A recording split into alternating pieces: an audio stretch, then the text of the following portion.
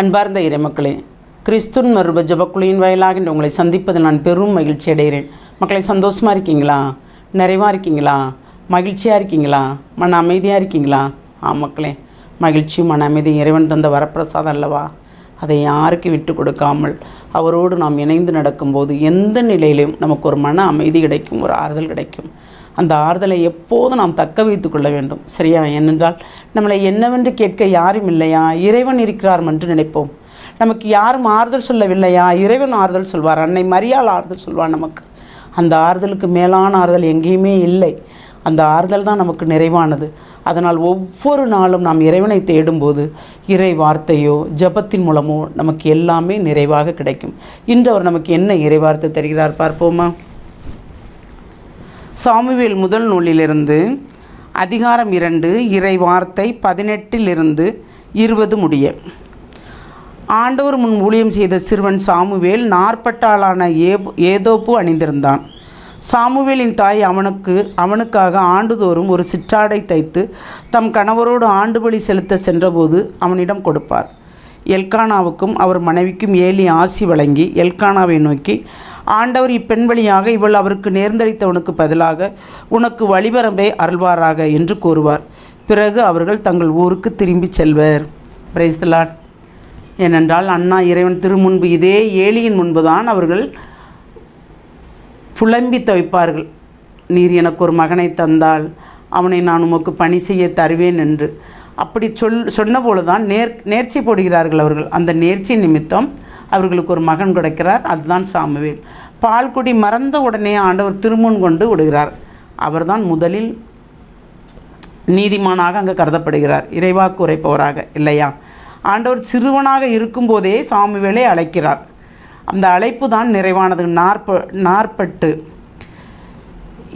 ஏப்போது அப்படிங்கும்போது இறைவார்த்தை கேட்குறாங்கல்ல. இப்போ என்ன சொல்கிறது, தீர்க்க தரிசனம் பார்ப்பவங்கள்ட்ட இன்றைக்கி என்ன செய்யணும் ஏது செய்யணும்னு கேட்குறாங்கள, அதுபோல் சாமுவேலுக்கு ஒரு நிறைவான ஆசீர் கிடைக்கிது இறைவன் மூலமாக, தந்தையின் மூலமாக. அதான் ஏலி என்ன செய்கிறார்? ஆசீர்வதிக்கிறார். நீர் கேட்டதே ஆண்டவர் உனக்கு தந்தார், நீர் அதை இறைவனுக்கு இப்பொழுது நேர்ச்சியாக கொடுத்துட்டு போ, நீ நிறைவாக போ, ஆண்டவர் உன்னை ஆசீர்வதிப்பார்னு கணவன் மனைவி இருவரையுமே ஏலி ஆசீர்வதிக்கிறார்.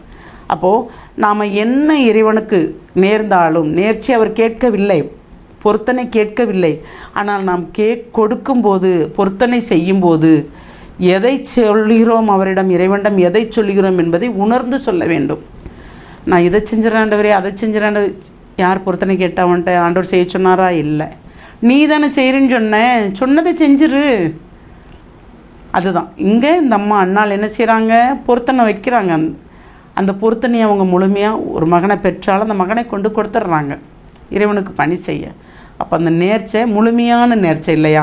அதுக்கப்புறம் அவங்களுக்கு நிறைவான ஆசீர் கிடைக்குது, குழந்தைகள் கிடைக்குது இல்லையா? அப்போ நாம் எப்படி இருக்கிறோம்? இறைவனுக்கு நாம் ஒரு பொருத்தனை பழிகிறோம். அந்த பொருத்தனையை நாம் நிறைவாக இருக்கிறோமா? நிறைவுள்ளதாக மாற்றி அமைக்கிறோமா? என்னைக்காவது ஒரு நாள் சிந்திச்சிருப்போமா? ஆண்டவரே, நீங்கள் எனக்கு இதை தந்தால் நான் இதை செய்வேன் ஆண்டவரே, அதை தந்தால் நான் செய்வேன் ஆண்டவரே, இதை தந்தால் நான் இதை செய்வேன் ஆண்டவரே. அப்படி தானே சொல்கிறோம். இருப்பதை கொண்டு நாம் எல்லாமே செய்வோம் என்று சொல்கிறோமா? இல்லை. நமக்கு எல்லாமே தேவை. ஆனால் அவருக்கு தெரியும் நமக்கு என்ன தர வேண்டும் என்பது இல்லையா? சிந்திப்போமா? எல்லாம் இல்லை இறைவா, ஒவ்வொரு நாளும் எங்களுக்கு எதாவது தேவை என்பதை உணர்ந்து அனைத்தையும் நிறைவாக எங்களுக்கு தருகிறீர் ஆண்டவரே. அதற்கு கொடான கொடி நன்றி கூறும் ஆண்டவரே. இந்த நாளையும் நீங்கள் நிறைவாக எங்களுக்கு ஆசீர்வதித்த கிருபைக்கு நன்றி ஆண்டவரே. பொருத்தனை என்பதை எங்களுக்கு விளக்கி கூறி அதன் மூலமாக என்னென்ன செய்ய வேண்டும் என்பதை எடுத்துரைத்த கிருபைக்கு நன்றி ஆண்டவரே. வல்லவராம் இறைவன் எங்களுக்கு அரும்பெருங்காரியம் செய்யும்படி தேவரே நீர் ஆசீர்வதிக்கிற அந்த கிருபைக்கு நன்றி ஆண்டவரே. நாங்கள் எப்பொழுதும் உம்மை சார்ந்தே இருக்கும்படியும் சொல் கேட்டு நடக்கும்படியும் நீர் எங்களை வழிநடத்த போகிற அந்த கிருபைக்கு நன்றி கூறி எங்களை முழுமையாக உம்முடைய இரக்கத்துக்குள் ஒப்புக் கொடுக்குறோம். ஜெபம் கேட்கும் நல்ல பிதாவே. ஆமேன், ஆமேன், ஆமேன்.